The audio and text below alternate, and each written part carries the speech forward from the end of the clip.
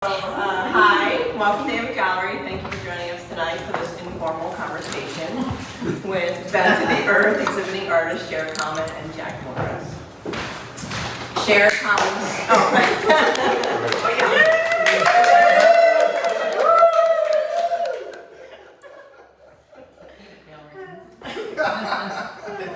Sher Kamman's detailed photographs of ice reveal mysterious darkness and infinite depth, asking us to lean in and look closely at the intimate and detailed beauty of the natural world that surrounds us.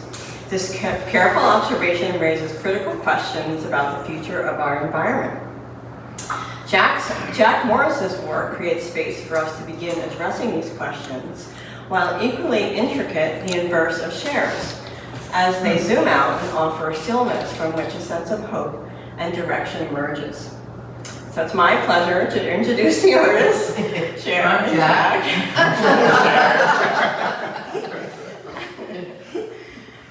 So I have a few questions for them to sort of just give you some background about their lives and their work, and then we can open it up for everyone to ask questions. So my first question is, with the ease of phone camera technology, photography has become a part of our everyday lives.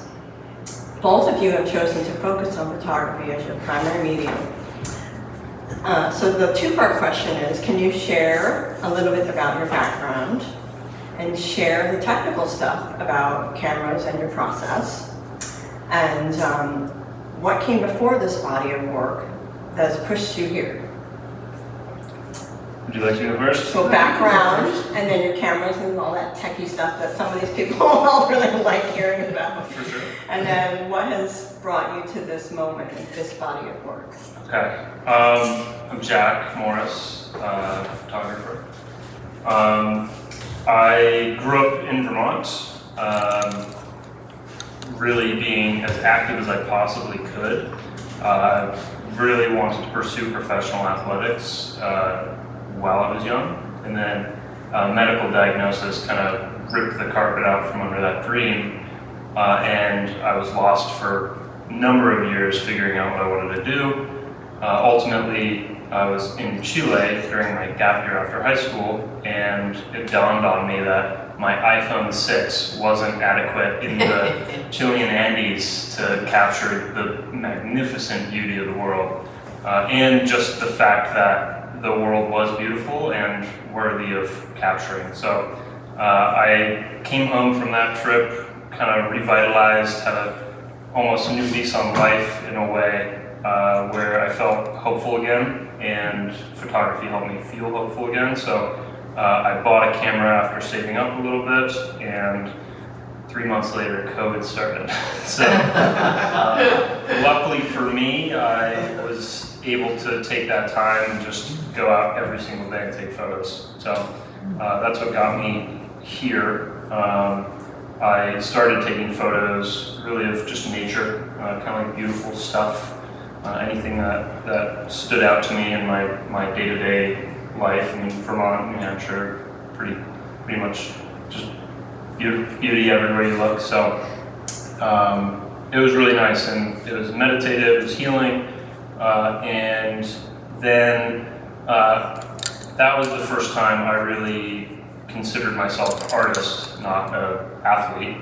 And after probably a year or two of doing photography, and then I started to print some of my pieces, which was really interesting, like a new way to look at images. I never really went to galleries as a kid.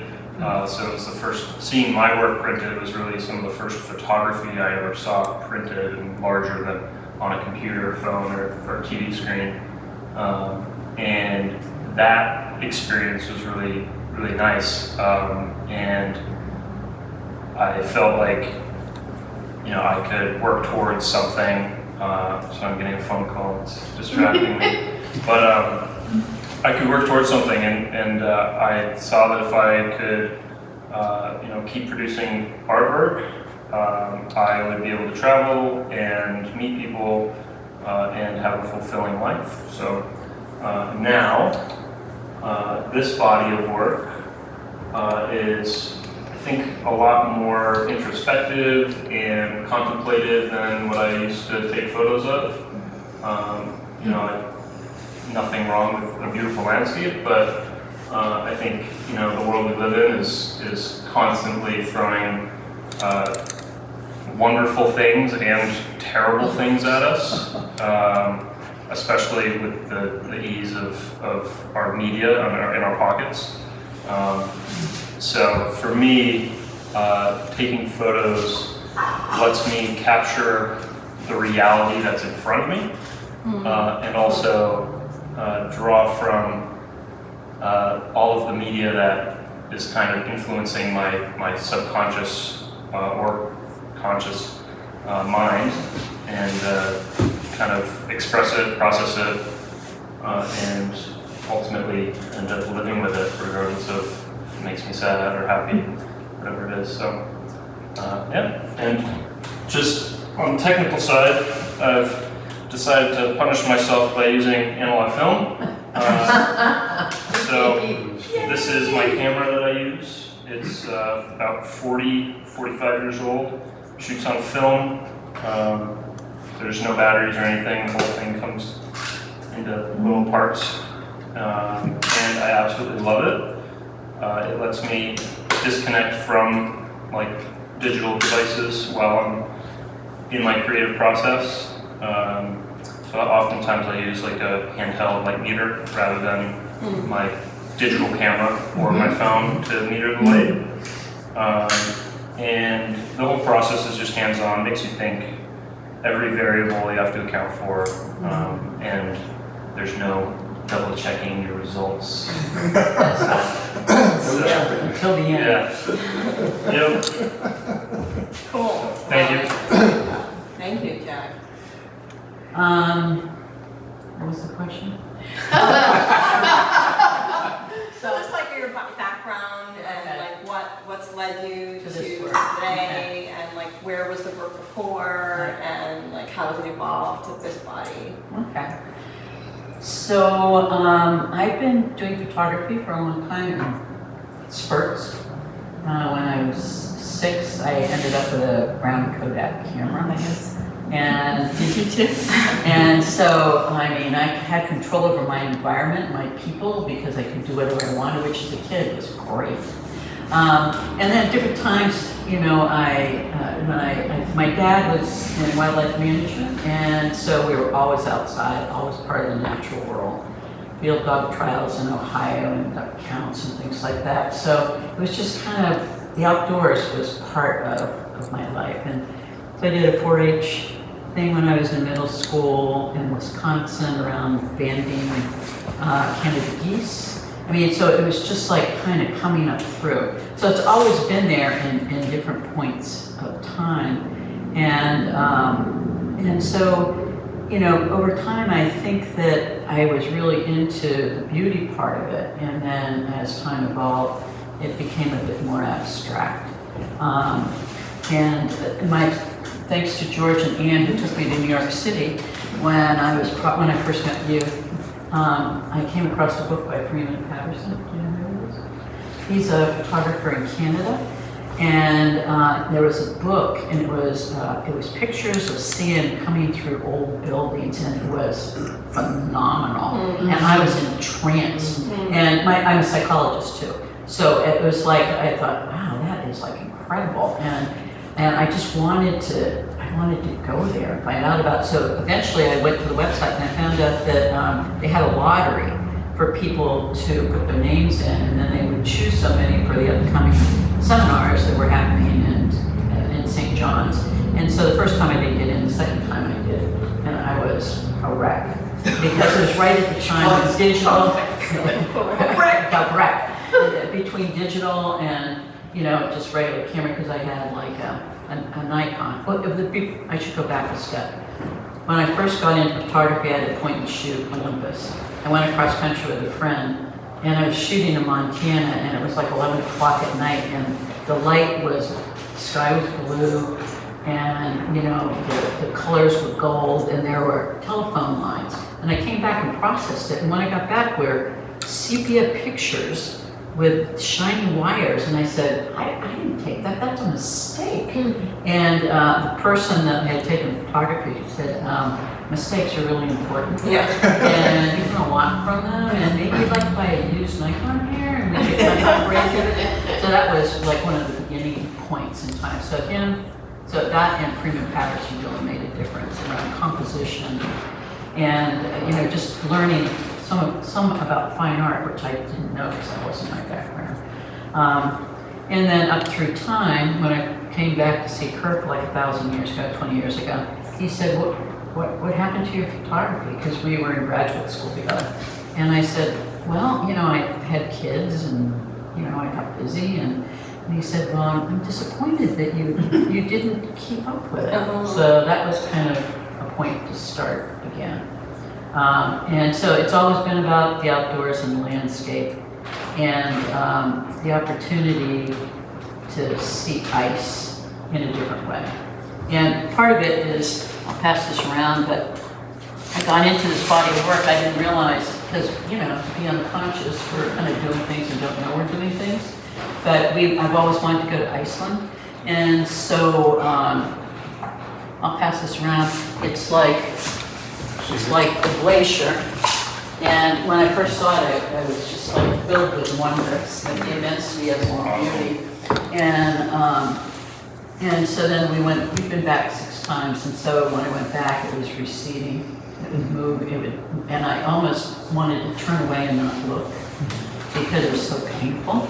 But it's just amazing. So when I came back to New Hampshire, I thought, is ice an endangered species? I mean, what would the world be like if there were no more ice? And so I started looking into that and looking in ditches and puddles and streams around my house. And this is the result of probably 8 or 10 years of just poking around with ice. And then having the opportunity to photograph it and print it. I like taking things from the very beginning and the post-processing to the mounting. I prefer not to have glass in front of the images because I feel like people would feel more like stepping into the image and having that experience of nature or of ice, and that they might think about looking in their own puddles and their own streams later on, and so that's kind of what brought me to this work. So what are you shooting with most? Oh, I'm sorry, that's right. These are all iPhone photographs from an iPhone 15 Pro Max. And the reason being is that when you said bend to the earth, Kirk had a picture of me like, you asked us to do that video. I said, I'm not doing a video. He said, we've got photos. But anyway, to have a tripod out there and keeping it steady and not to keep it sharp, when I could take the iPhone, I could move around the compositions and the hidden pictures. They're so, these people are saying, are they microscopic? What is she using? Because they're so detailed and close up. Right, but when you look at ice, you guys will look at ice differently next time. So when you look at it, just get close to it and see the compositions that are in there that you would never expect. It's fascinating. Taking a walk with Cher. You probably don't get very far. There's a lot of waiting involved.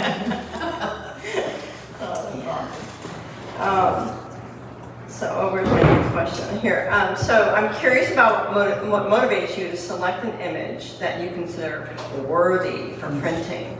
What do you believe makes a photo tell a compelling story? So you have so many images, right? Right. How do you narrow it down?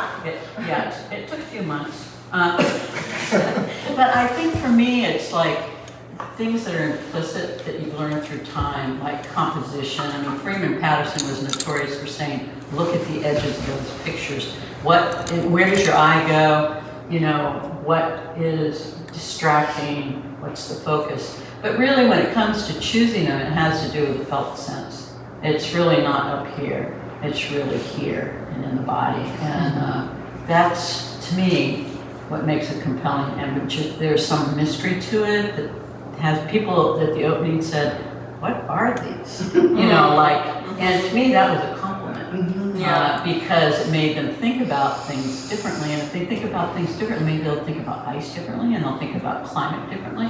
So that's kind of what I find that's important. What about you? I like that. I agree. I think it's definitely when I am printing something, it's because I feel some sort of connection to the image. Especially with my process, I'm trying to preconceive what the image's outcome will be. So ultimately, I love to print every single photo. And not everyone, is a good photo. Not everyone translates. Sometimes they're more, they all have different levels of just intensity, and some of them have more meaning. That's obvious. Some of them don't. Sometimes, you take a photo of a tree and it just falls flat and looks like any normal photo of a tree. But other times, you get a really interesting network of branches that look like a vascular system. So I think it's really what Sher said. It's like, you have to be intentional, but you also just have a feeling of like, that's a good photo. Yeah, so that kind of leads into the next question. Thinking about the experience of looking at a photograph or looking at any image or painting. So can you talk about how your work disrupts everyday reality how it disrupts everyday reality to reveal subtler truths? Like, what can the audience take away from, like, what can you provide for the audience to give them meaning? Like, how do you? I think with my photos, like, I'm try in most of them to have some sort of commentary on society or our own relationship with nature. And so I think while photography is generally used to capture reality, like doing so in unique and abstract ways like Sher and I do, I think lets people kind of feel like take a second thought. And a tree or clouds could be something that's more intimate or personal than just when you look out your window. I agree with Jack, and I think that, my hope is when people, well, for instance, you can't take the psychologist out of the photographer. So I used to test using Rorschach ink blots. And so when I look at these images, I started seeing other things in them. And so I was hoping that people might choose an image that they like and look at it, and what do they see? Because there's symbols, and there's compositions, and there's, for me, animals. And Kirk and I were looking at one, and I said, look at that polar bear. And he goes, what? That's not a polar bear, that's a map of the world. And I'm like, what? So, I'm hoping that people would look at those and see something in them that really is related to their own experience, and they see it in the image, and so that brings them to something different. So where does beauty come into all this? Is beauty like something you're thinking about when you're taking images, or is it something you try to? Your work is all pretty much that in that genre, but like some people don't want beauty to be the forward thing. So I'm like wondering about like that. For me, beauty's important not just as a thing, but just as part of what uplifts our mood. And when I think about beauty from a psychological perspective, there's awe and wonder to it. And when I think about wanting to help people see that we live in this world that's really important to us, and that we ought to honor it and keep the ice here, not dissolving it, then I don't think that doing catastrophe or apocalyptic images is going to bring people to the work. Right. And so my feeling is that creating beauty and adding commentary to it in some way would be a way to ask them to think about what they may not have thought about before. I agree. I think beauty is definitely a foundational pillar in my photography as well. It's definitely not always the most important thing though. I think threading that needle sometimes is important, where you get to see the beauty of a scene mixed with what is making that beauty maybe at risk of not existing. So that's something that I'm trying to capture. It's difficult, it's hard to fit all of it into a single image, so that's where it's nice to have a body of work out. Good point. And that's something that I'm looking to do more in the future, definitely, is having more cohesive commentary on what is making our world at risk. So, yeah, I always look to, make beauty in my images. I think a lot of that comes from composition though.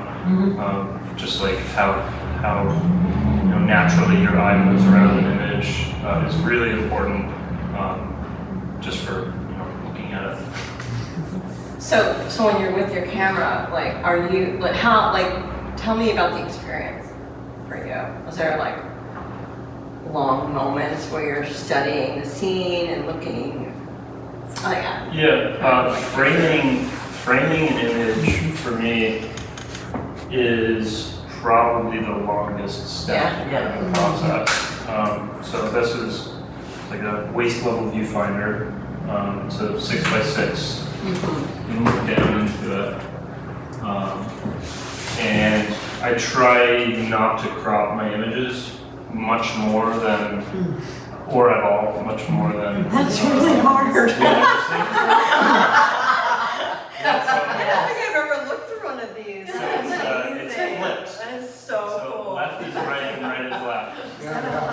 Can I walk around with it? Yeah, you can show everybody. The nice thing about that is there are photographers who take pictures of intimate situations and nobody knows they're taking a photograph because they're looking down. That's true. Oh, That's true. You know that photographer, Vivian Mayer, Yep. She used a TLR, I believe, twin lens reflex, like a roll reflex. So how many images can you take in? That one is 12 photos per roll. Okay. And Some are 8, right? yeah, those are like the 6x7.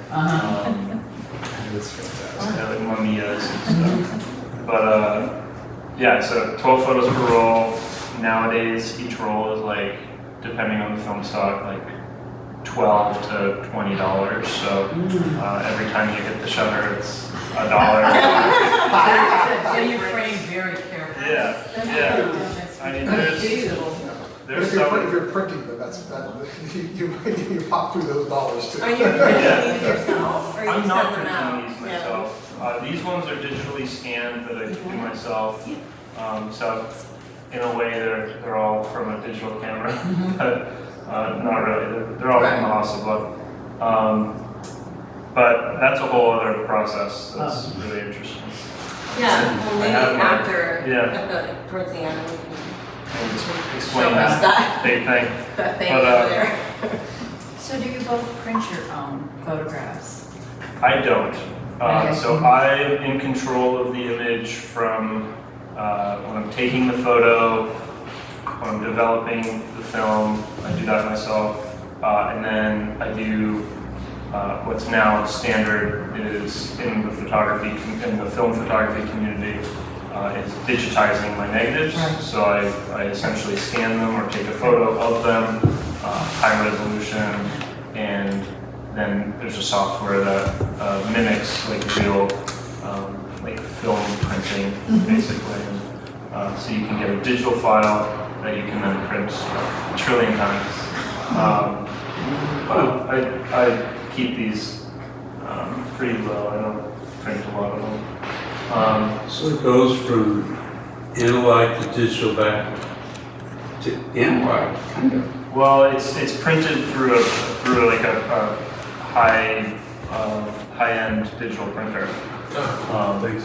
So the files I'm taking I'm using a 60 megapixel Sony and an enlarger lens to capture pretty much a one-to-one image of the negative. And the negatives for these contain more information than my 60 megapixel camera can pick up. Right. Oftentimes. Exactly. Yeah, when I was in college back in the 60s, I remember my roommate bought a Hasselblad and was showing me this. Yeah. It was incredible. Yeah, I mean, dozens of famous photos that are taken on hotspots. Yeah. Thousands and thousands and thousands. Right. And so there might be somebody who's sitting up here that talks about a real camera versus an iPhone camera. I don't know who that would be. Perhaps he has a blue buzzer. I think photography, to be a photographer, it's like being like a food critic. Everybody eats, and especially today, everybody takes photos, but it's the intention behind it. So It's the eye. yeah. And I do print all of mine, and I love from the beginning, well, I can't say I love my printer, but I used to love my printer. No arguments. I had an Epson 3880 that was, I had one and velvet fine art paper. I mean, my biggest compliment that would be people would say, that's not really a photograph. To me, and I'd go, well, no, it's a photograph. But the paper you use and all that kind of stuff. But then it died, and so I've been struggling a bit with the Canon, but we're managing. You did these with the Canon? This is with the Canon Photograph 1000. But each time your iMac upgrades their system, then you have to redo. I mean, there's software anyway. Oh, wow. It does get complicated. What paper do you use? This is Canson, right? Photographic 310. But I used to use velvet fine art paper all the time. I love it. But Burrito, yes. And for these guys here, when I was going to do the show, they said, well, what kind of paper are you going to use? And I said, well, I'm going to use my regular paper. They said, well, with ice, it should be shiny. It should be, and anyway, so I had like 8 to 12 different papers. And we go to this local brewery sometimes, and I have this big white thing here with the same image printed like 12 times with different paper. And Kirk said, they're going to say, they're going to like this one, that one's going to like that one. I think get like consensus, and sure enough, he was absolutely right. So I printed what I wanted. Because we all knew that was going to happen anyway. We did. Yeah, I mean, I think you made the right choice, personally. I really love the rich quality. That black is just amazing, and they're so three-dimensional. Why are those blue? They had a blue tinge to them from the beginning. And so I increased the saturation and pad. But I always look for the black point and the white point. I use Lightroom and so I get to the black point and the white point, and that increases the color when you just do that much. Saturate just a bit. So those are a touch moved. Some are lower, some are higher. But no, you look at ice next winter. See what you see, especially when there's a reflection of blue sky in what you're looking at. Really, it's amazing. I'm curious, with the iPhone, do you upscale the images afterwards? I some of them in Lightroom there's a setting called Enhance. Yeah. And so for some of them I did that when there was a lot of detail, which means you maybe have like 4,000, maybe 3,000 by 4,000 pixels. And more pixels means more detail and sharper images, sometimes. And so I can increase it to 4,000 by 6,000 or something. Yeah. And so Yeah. that because I like large, I like 17 by 22. That's as big as my printable print. But if I could print bigger, I'd probably do it. Want to talk You can about do Rob that. at all? Oh, and Rob, my son-in-law, works for Apple. And so the reason I got into the iPhone even more is that he would come out and he'd set up his iPhone and he'd set it on slow-mo. And this is way back in time. So he was trying to figure out what would make the iPhone camera, and he was in charge of the camera, even better and better. And so he'd say, so what kind of apps are you using? What would you like more of? And so I could like talk to him about it, and then he would go and experiment, and then come back. It was very Yeah. Very cool. That's handy. Yeah. And then he went to Siri, and I said, what? I don't think he's done No. very good on Siri. Yeah. So I guess like my final question is about like what's next? Like, is there something that you're like thinking about for your next body of work? Is there something that you're really excited about that you want to pursue? I have conceptualized a couple different bodies of work. I've never really put together. This is kind of like what I shoot in general. My whole photography process is kind of having my camera or a camera with me at all times. And then when something stands out to me or speaks to me, I will then capture it. Do you shoot people? I do. Yeah. I do portraiture sometimes, mostly like candid stuff. I don't like editorial stuff generally, with like flashes and whatever. But not that there's anything wrong with it. But I generally like to just capture people doing what they do. That's a whole one of the bodies of work that I'd like to work on more is like people doing things. Like a librarian that's been working in the same library for 40 years. I think that's really interesting. Another one that I was inspired by a young guy my age who passed away of leukemia. It's kind of sad, but I thought it would be fascinating photo series is actually taking, so the backstory to it was Mrs. Small in Stowe, Vermont has been running a dairy store for my entire life and 3 others of my lifetime since like my grandmother and grandfather like settled and built their house and stuff. And her grandson passed away of leukemia. And she had me take photos of his 2 cars before he passed. And so he had those printed out like 30 by 40 in his hospital room. It was like one of the most important things for him. And so he was in hospice for quite a while before he passed. And I thought it would be a really interesting photo project to capture somebody's life kind of while they're in hospice going through that, help them by capturing a photo or 2 of something that means something to them so they can have that with them. But then documenting how the space that they were existing in changes in the months and years following their passing. I think that would be just really interesting. Powerful. So that's something that's been on my mind. I run a gallery myself, and so that's taking all my time right now. But that's one of the things that's on like the top of my bucket list for photo. And then also more kind of social justice stuff. I think right now there's just a lot Plenty of going that. on. Plenty of that.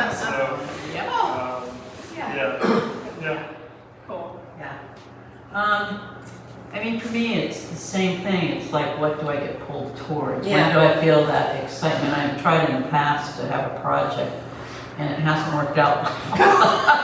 And knows on my knee, and it was the worst summer of my life. Anyway, so I've just gone with whatever I get pulled towards. And some of the things I've been pulled towards is in terms of environmental issues.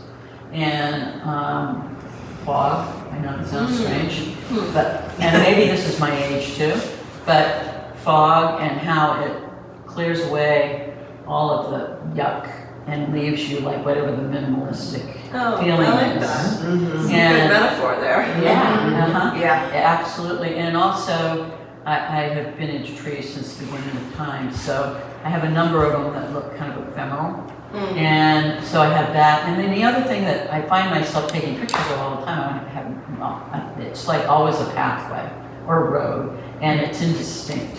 And so it's like what's around the next corner. So that's also something that I see when I look at her body of work, what I'm into, that kind of follows. So it always will be about the environment. If I can make a difference in any way, and whatever for me gets pulled that direction, that's probably where I'll go.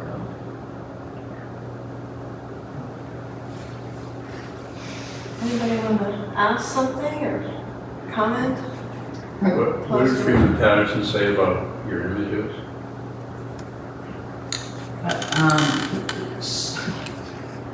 So Freeman Patterson and Andre Gallant, they still teach classes up in Canada, and they are an amazing duo, I must say. And he's a theologian as well as a photographer. In fact, when he was getting his theology degree, his dissertation was still life, which I thought was interesting, and they accepted it. But, you know, one time, you know, I was taking, the whole class was over here taking a picture of cattails in the pond. And I looked to the right and there was like pink water in this bay.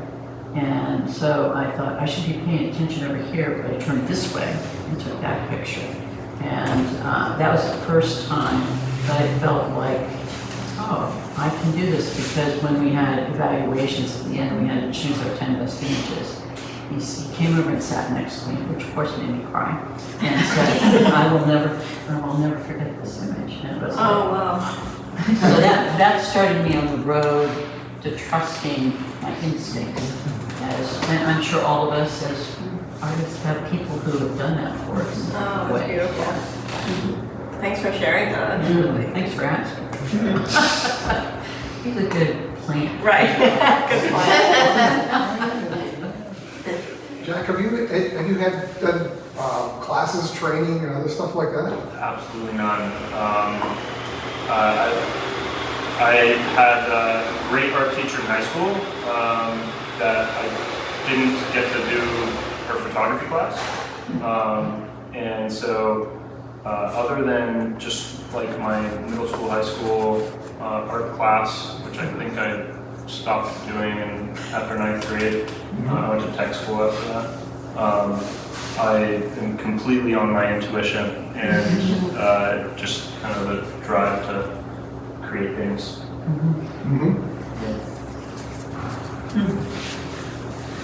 I noticed that you both have made comments about looking at reality, but you've chosen to present the images in black and white, and the sharpest and the contrast. And so when you look at a natural scene, are you seeing it in black and white or clearly? With the ice, you get the blue aspects. But why have you chosen to put them in black and white? For me, sometimes it's because I have black and white film in my camera.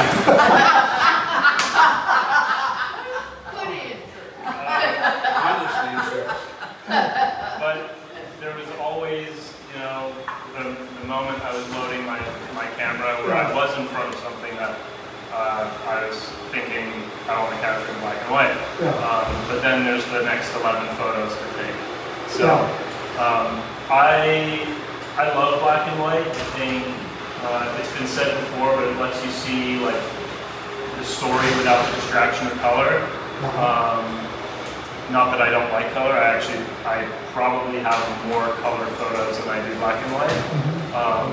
For this specific exhibit, I was going for more of kind of like stark, kind of dramatic nature and kind of contemplative images. So I thought my black and white photos matched that aesthetic more. And I think I am almost certain every one of the black and white images started out black and white. They started out, that's what I was going to ask you, I mean, in terms of being able to render the color, the real world out there. Now, like for example, your trees. Yeah. I thought when I saw it first, it's burned. In other words, this is a burned out forest. It was. Okay. Yep. And so that's in right outside of Yosemite, and it was. I saw that tree. It, I recognize that. It was the first time I had ever seen, up close at least, forest fire damage, which was fascinating, and I thought it needed to be photographed in black and white. There wasn't much more than black and white there. That's right. Definitely, probably some browns, but I think that's a perfect example of letting the story of the scene speak more than the colors. Now, how did you capture the fire photograph? Is that just a bonfire in front of trees in the back? So that's at my childhood home that my parents were replacing the deck on. It's like a giant deck coming off it's like an old farmhouse. It's like built into a hillside. And so the deck from kind of like the middle floor, it's like 16 or 17 feet off the ground. So we had all this wood when we were replacing it, and I stacked it into this teepee just for shits and giggles, really.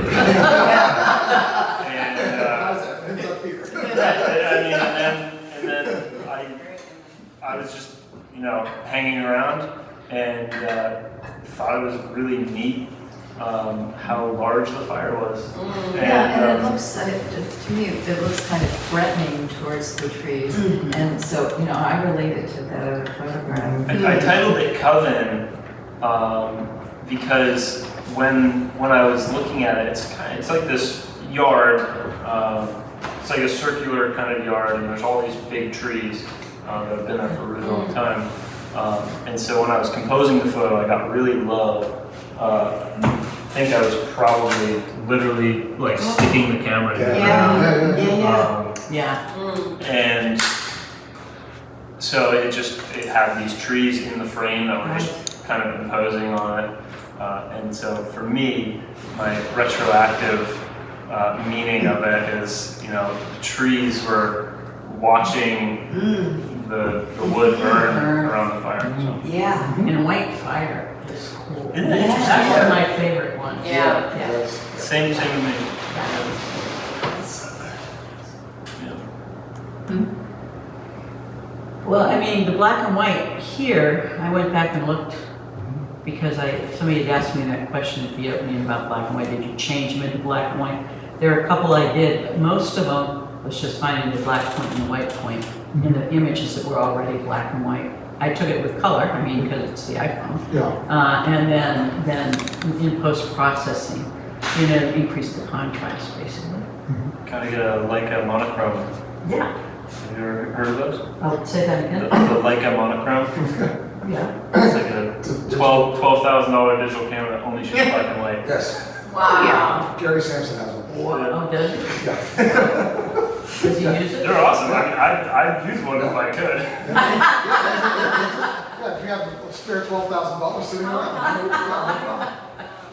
But, yeah.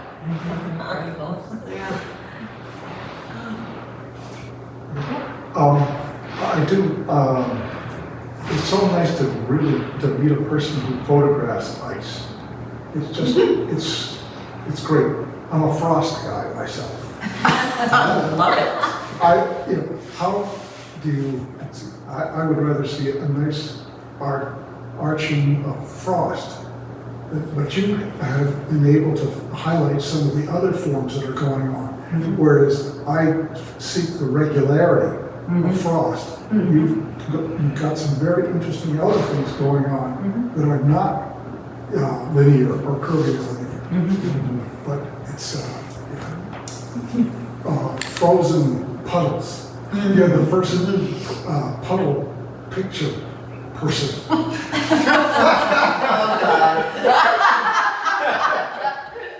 You know, yeah, it's true. We walk our dog. We live on a dirt road, and we walk all the time. And as soon as I realize that the ice is it's freezing, Yes. and it's not going to snow. No. If it snows, it wrecks everything. And so, did you work at the cold weather lab? No.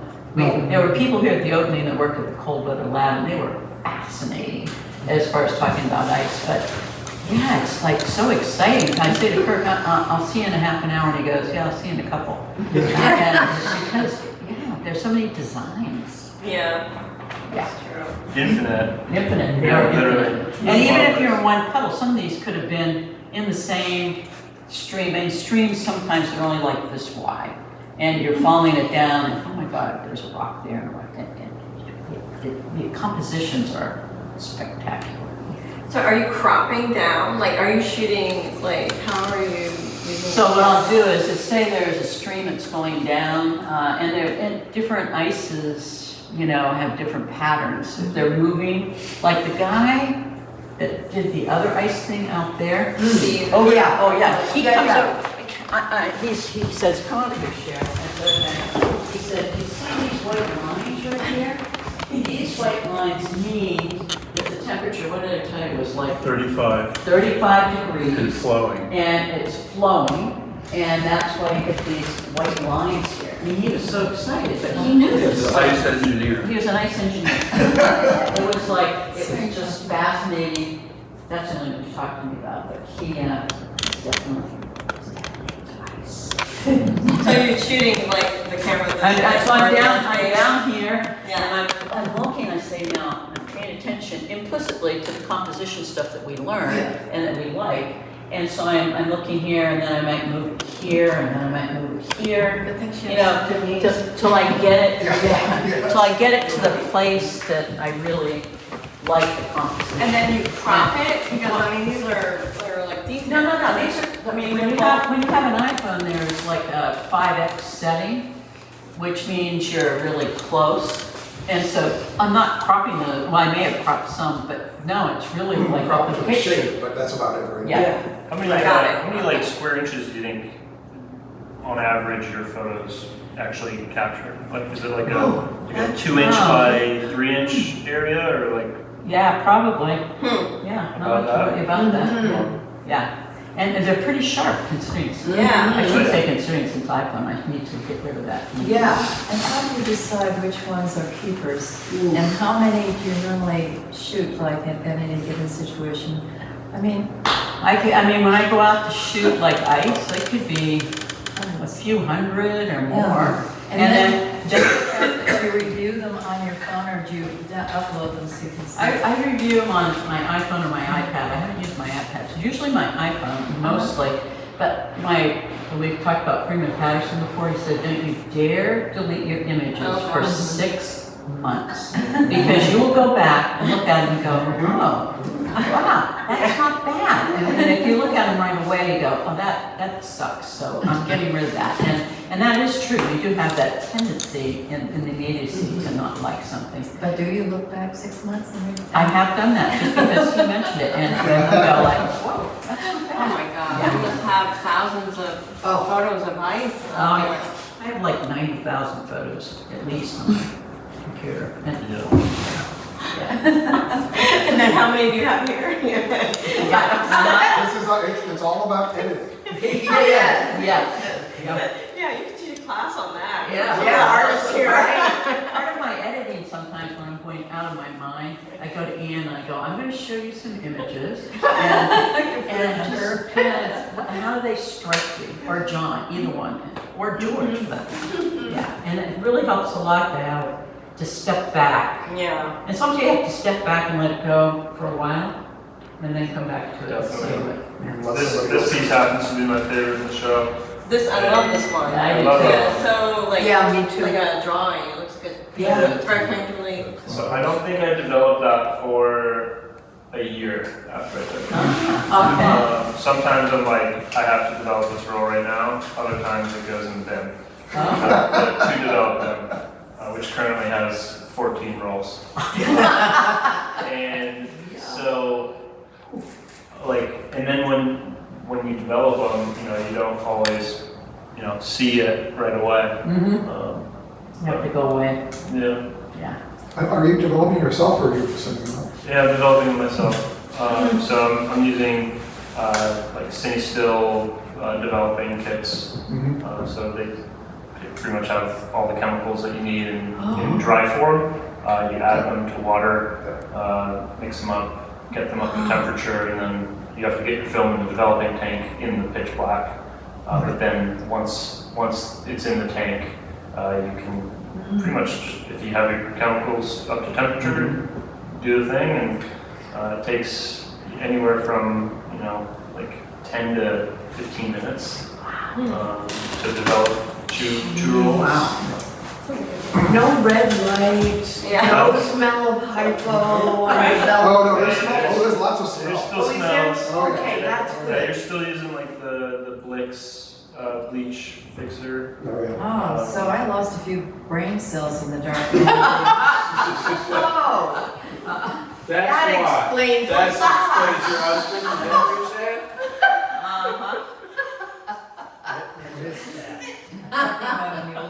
I know, so am I. Try to keep the window open. You're young enough. Yeah. Lots of time for Yes, hang yes, yes. That's cool.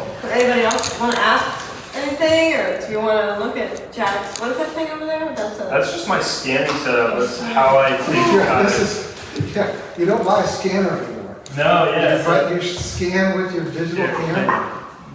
Oh, yeah, that's wild. That's it. Yeah, it I is. just- Do a demo. Yeah. So it's not,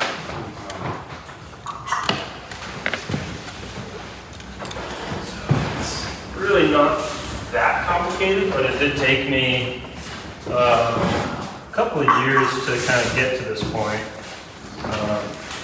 So I used to, when I first got into film, I was given a 35mm camera, and it was really like the first time I think I'd ever even held a film camera. That was in 2021. And so, but I fell in love with just like how it was fully mechanical. It was an old Minolta.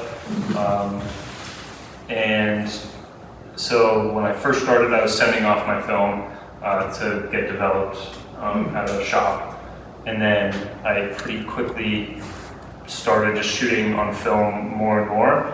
I took a road trip out west with one of my friends, and I came home with like 18 rolls of film, and it cost me like $400 to develop it all. So I was like, how much is so I realized that it was not that expensive. I needed a tub to hold the water. I use like a sous vide water heater. Yeah. that would work.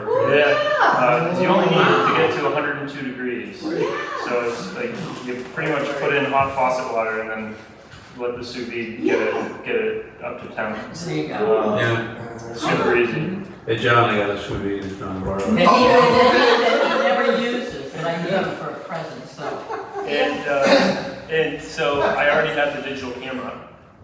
So when I started doing it, a lot of people either use like a Epson scanner or some sort of scanner, or a digital camera. So